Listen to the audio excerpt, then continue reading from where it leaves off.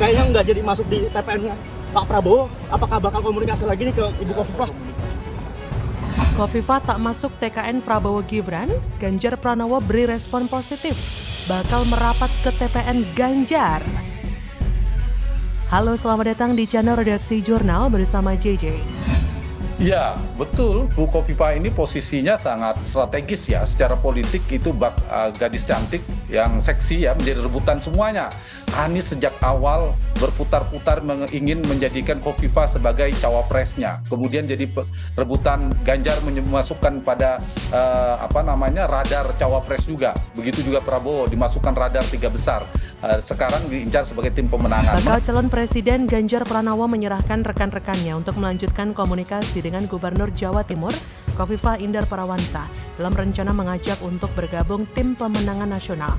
Hal ini disampaikan usai ditanya mengenai nama Khofifah yang tidak masuk dalam tim kampanye nasional Prabowo Subianto Gibran Raka Buming Raka.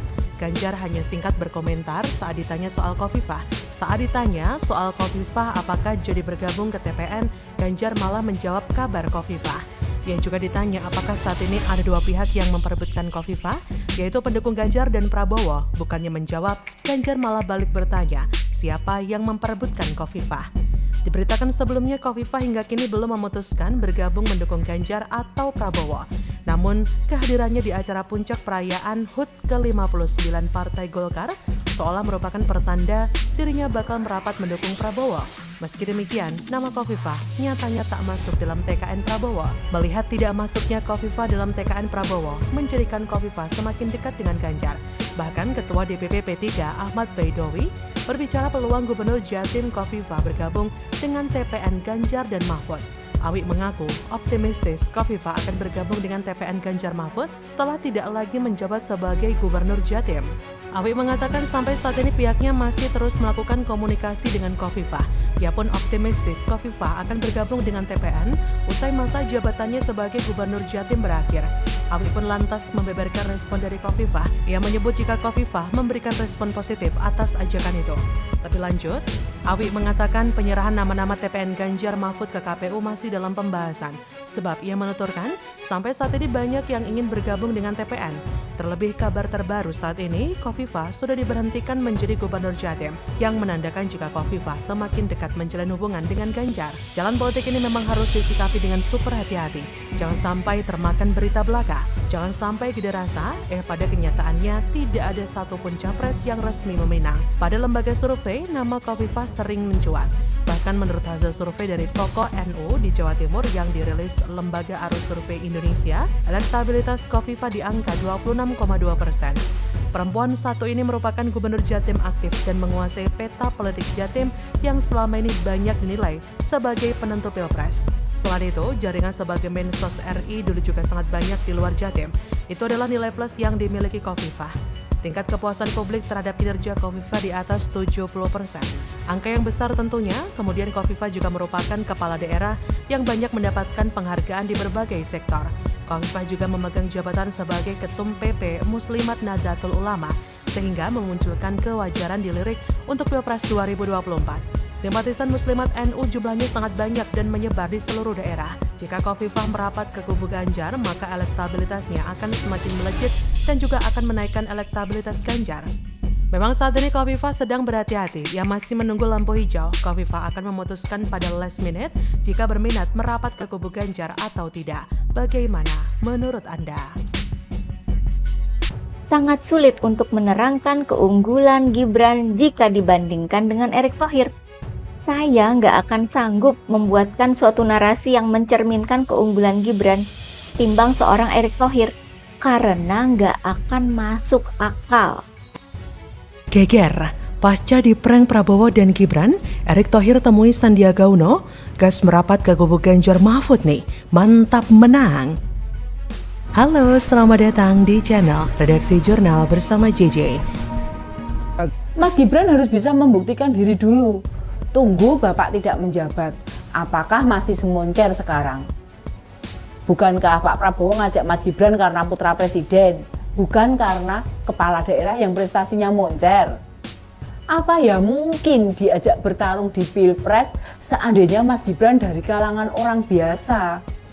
Mas Gibran itu baru loh jadi wali kota. Kita melihat keberhasilan Mas Wali, soalnya di blow up gede-gedean sama media.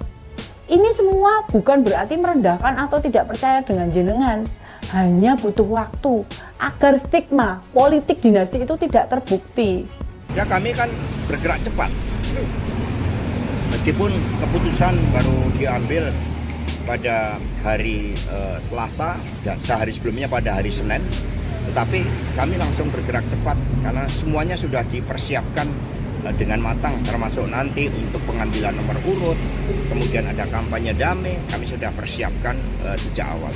Mas, soal TPN kabarnya Pak Sandiaga Uno setelah tidak jadi cawapres Mas Ganjar masuk Dewan Pakar TPN, Mas, benar kata P3 seperti itu, Mas? Ya, betul sekali, karena Pak Sandiaga Uno memiliki kompetensi yang sangat lengkap. Beliau juga bergerak cepat, jadi cocok dengan karakternya Pak Ganjar. Kami memerlukan kepemimpinan dari Dewan Pakar, bukan pada aspek intelektual leadership-nya, tetapi juga kemampuan untuk menjabarkan secara teknokratik. Sehingga setelah berkoordinasi dengan Ketua Umum P3 Bapak Mardiono, berkoordinasi dengan Pak Arsyad Rashid, maka Pak Sandiaga Uno akan memimpin Dewan Pakar. Seperti dilansir dari laman detik.com, Menteri BUMN Erick Thohir bertemu dengan Menteri Pariwisata dan Ekonomi Kreatif Sandiaga Uno.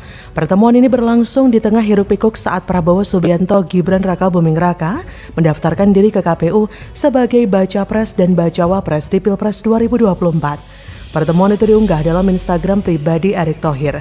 Keduanya melakukan pertemuan di Kementerian BUMN. Ada banyak hal yang dibahas dalam pertemuan keduanya. Tulis Erick dalam salah satu unggahannya Rabu 25 Oktober, kangen juga diskusi untuk kemajuan bangsa sama Mas Sandi @Sandiaga Uno.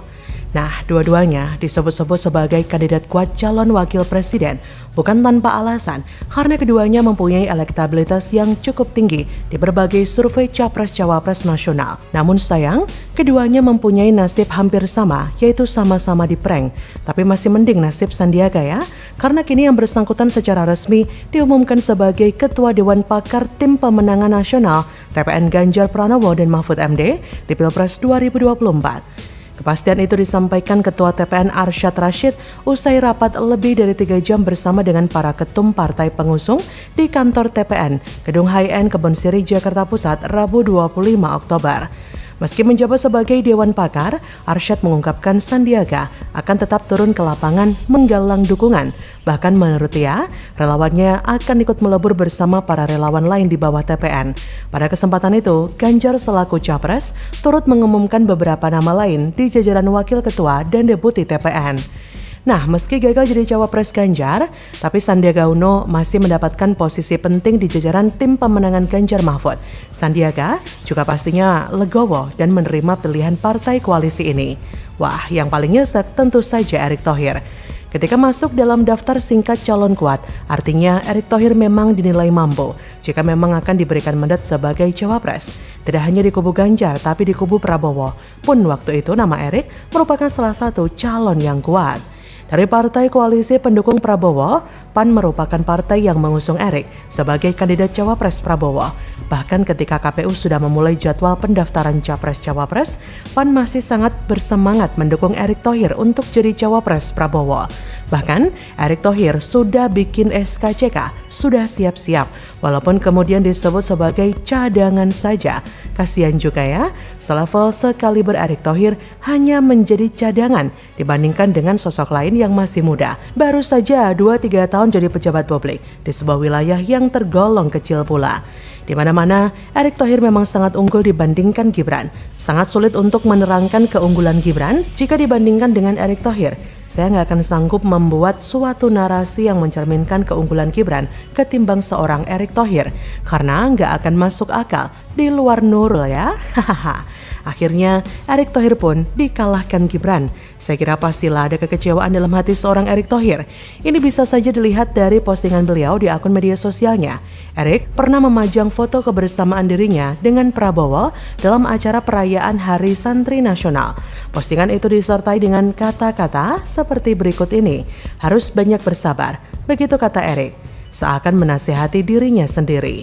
Nah, ketika pasangan Prabowo Gibran mendaftar ke KPU, kegiatan Erick Thohir adalah bertemu dengan Sandiaga, teman lama yang sekarang sama-sama jadi menteri. Melihat keakraban mereka berdua, saya jadi ingin mengusulkan agar Pak Erick Thohir bergabung saja masuk ke dalam tim ses Ganjar Mahfud. Ikut berjuang di jalan yang benar, insya Allah tidak akan terzalimi seperti kemarin di kubu Prabowo.